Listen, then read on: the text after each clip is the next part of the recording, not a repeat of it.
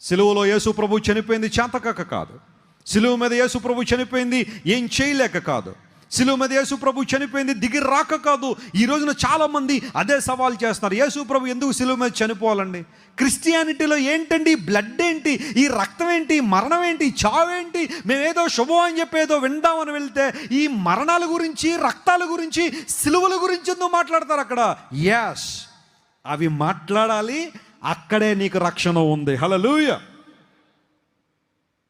క్రీస్తు ప్రభు నీ కొరకు సబ్స్టిట్యూట్గా సిలువ మీద చనిపోయారు. వాస్తవానికి ఆయన ఉండాల్సిన ప్రాంతం అది కాదు.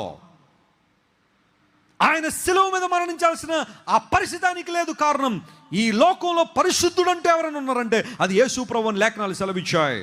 పవిత్రుడు, నిర్దోషి, నిష్కల్మషుడు, ఆయన పాపుల్లో చేరలేదు. ఆయన ప్రత్యేకంగా ఉన్నవాడు. ఆకాశ మండలం కంటే ఇంకా ఇంకా హెచ్చైన దేవుడు ఆయన. అలాంటి వానిలో ఏ ఒక్కరు పాపాన్ని వెతకలేదు. పాపాన్ని వెతికినా ఆయనలో పాపం కనబడలేదు. పాపరహితుడైన దేవుడు పాపుల మీద మన కోసం సిలువ మీద మరణించాల్సి వచ్చింది. తన రక్తాన్ని మన కోసం చిందించాడు.